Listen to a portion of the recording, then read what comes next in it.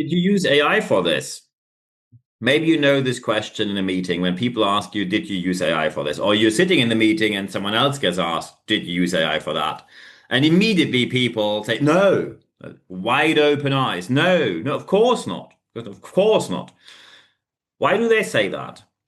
Well, because they know when they say I used AI, they, in best case, get shamed, or in worst case, someone's going to say, I expected you to do the work and you didn't do the work. We are in the age where AI shaming is a thing, and we have to talk about how problematic this can be. However, we also have to talk about when AI really cannot be used, because simply saying it's always okay to use AI, of course, is also not the answer. But first things first, one thing I have to address first. This podcast, and I just got the news about an hour ago before I'm recording this at the moment. This podcast went top 200, exactly on rank 200, which is the highest in the US. It went top 200 in the US. The United States of America, in the management category, it is the most competitive podcast market in the world. It is the most competitive category in the world. And we went top 200. And by the way, as a non-native speaker, I'm a non-native speaker, didn't buy any outreach. I didn't go to any private school, went to a public comprehensive school. Greetings to my former English teacher, Mrs. Freeby. You made this happen. You taught me English the hard way, but we made it somewhere, as we see. Thank you very much to every single person supporting me here, because we see now that persistence actually beats anything else. This is a podcast which I'm doing basically from my desk wherever I am in the world at the moment when I'm recording it. And it went top 200 in the United States. Thank you very much for following me. Thank you very much for reporting to this. Share it far and wide. But now back to the topic of AI. We talk about AI shaming, and we have to talk about, is AI shaming okay? How do we deal with AI shaming? When should it end? And when actually is it sort of okay? So the beginning and the end of AI shaming. Talking about the situation in which we are. So why do people say, as soon as someone said, did you use AI? And people immediately go into freeze. And immediately after the freeze, which is about 1 millisecond, it's an immediate no, no, I didn't, no, no. And now here are three situations which I witnessed firsthand when people talked about this. So when this happened in one meeting room, leader at the table says, did you use AI? And the person said, yeah, I used it to optimize it. Oh, what? This is not your work. So you're giving us work which is not from you. So the person gets massively shamed at the desk. Shaming people for using AI is the equivalent to one thing. Let's say you build a house and someone said, "Oh, you build a house. Amazing. Congratulations. How did you actually dug the hole for the cellar?" And you say, "Well, I hired a company and they have machinery for this." Oh, oh no, that's not how you do it. You need to dig it with your own hands. Otherwise, it's not really your house, is it? And of course, no one would ever say that because using modern means of technology in construction is absolutely normal. Yet we are still at the stage, as soon as something is new, someone shows up massively shaming people for using the most up-to-date technology. AI shaming is, in most cases, not okay. By the way, the other situation was where someone said, yes, they used AI to optimize their piece of work. And then the leader said, and I quote word by word, I'm going to report you to HR. This is fraud to your employer. You get paid for your work, not to fiddle around with AI. And of course, massive shock at the table. And by the way, HR loved all day long about that report and said, no, there's nothing wrong with that in this situation. Of course, there are certain situations where AI should not be used. I give you a very simple example here. When someone says, please write down your feelings, what do you think about the restructure? And you use AI, that was not the task. When someone says, hey, look, we're going to have an exam and the exam is going to be marked and leads to some sort of degree, use of AI is not allowed and you still use it. That is, of course, not allowed. No question about that. But when someone says, I put effort into this piece of work, and then I simply got feedback like a sparring partner from AI, and then you get shamed for it. The only thing that happens is because what leaders really think is when I shame them, they will stop using AI. And here are the news. They will not stop using AI. people will simply get smarter, or better to say, pseudo smarter, on how to cover up their usage of AI. And the cover ups are usually always the same. They take the result from AI, they copy paste it, then they add a couple of words, they delete some words, they put in a couple of typos so it looks more human, and then they make it from a formatting point of view look slightly awkward. So anyone will say, yeah, not a computer would have done it that way. And that's how they cover it up.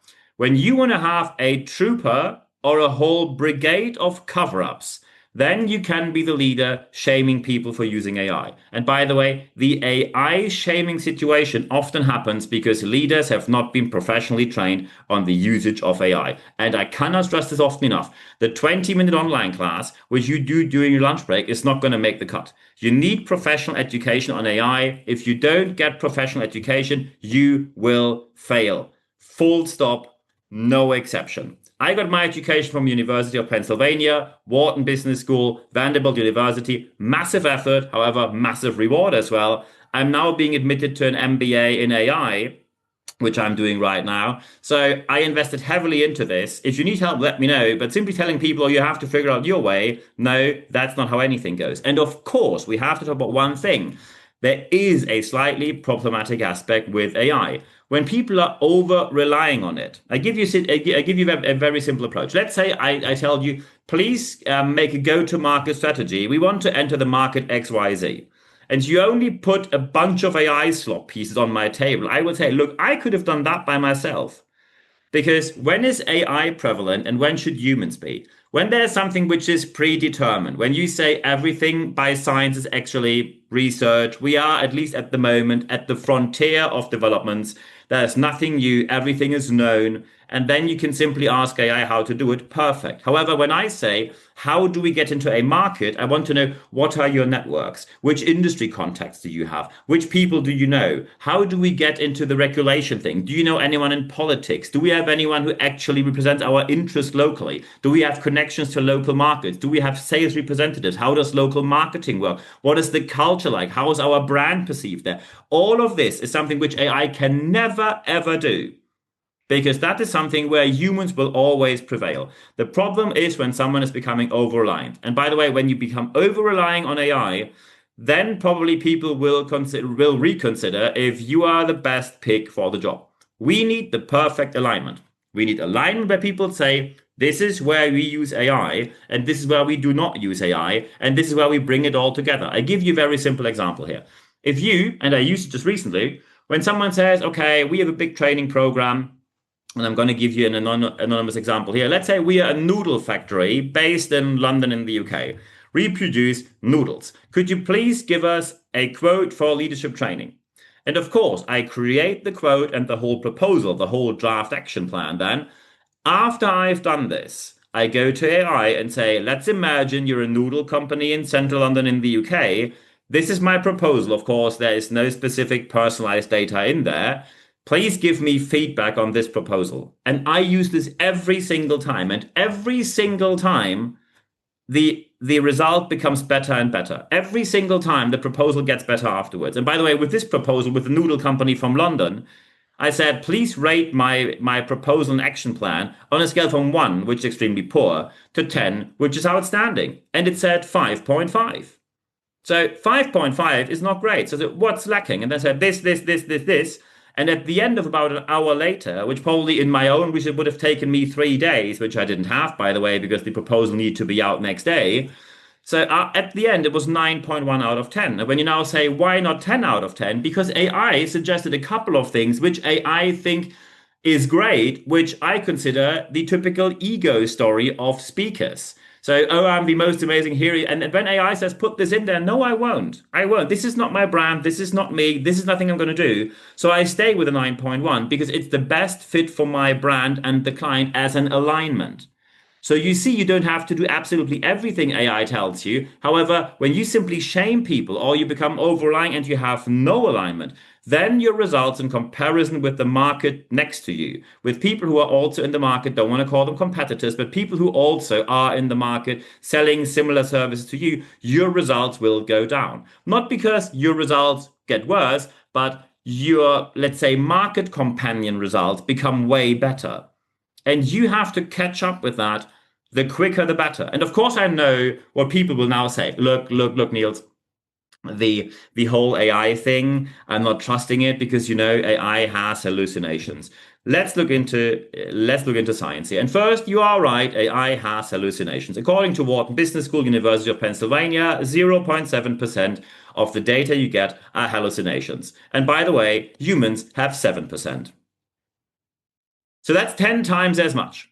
Let's just imagine if anyone would say, oh, humans have hallucinations, so we can't have humans at the meeting table, right? Can't be. No, no, absolutely not. However, as soon as you say we should have humans at the table, and basically there's an extra chair at the table right now, which is AI, and you should use AI within meetings. There are companies, when I suggest you should use AI in meetings, they look at me like I'm the exorcist in person.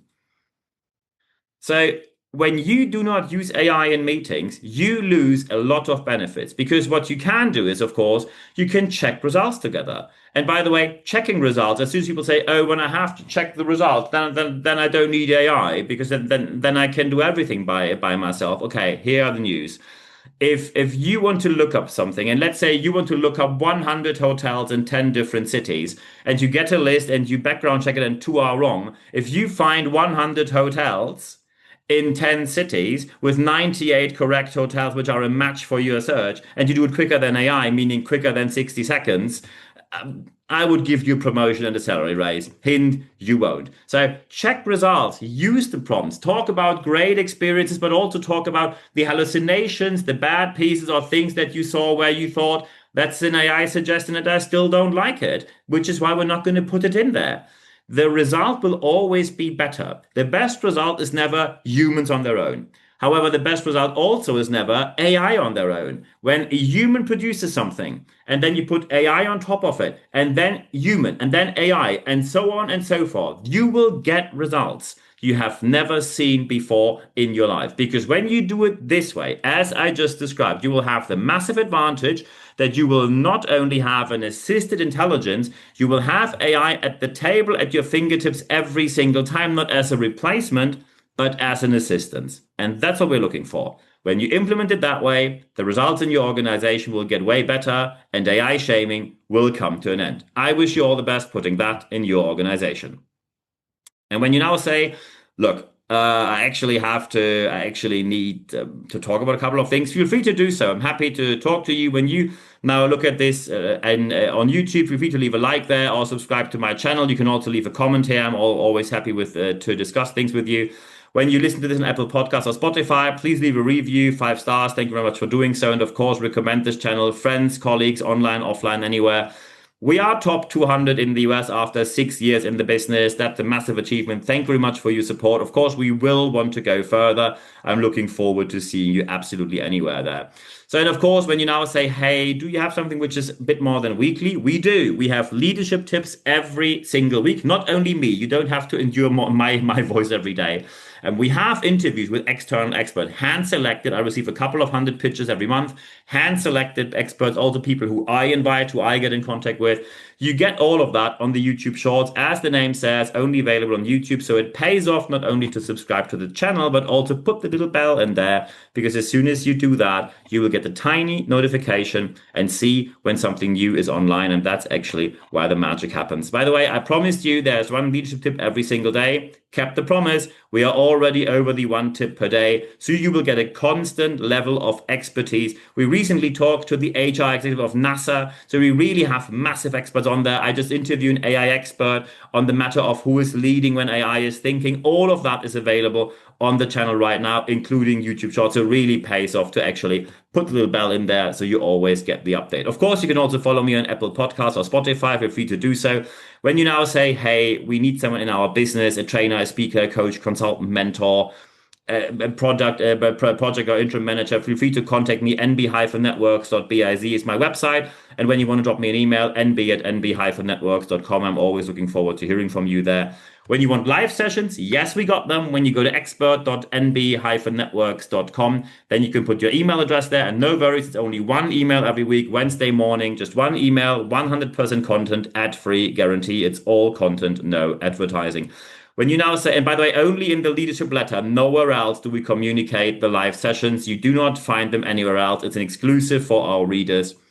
And by the way, you get full access to all the articles, all the podcasts, videocasts, everything.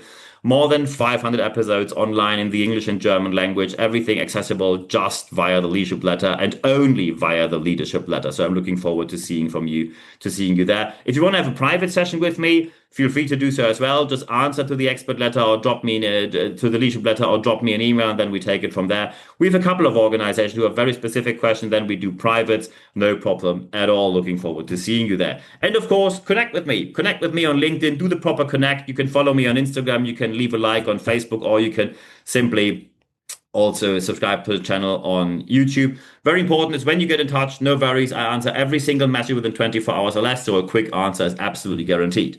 Of course, the most important aspect is always the last point that I say.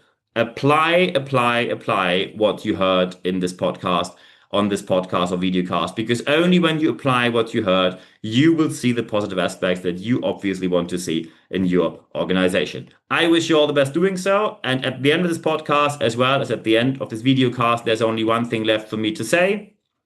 Thank you very much for your time.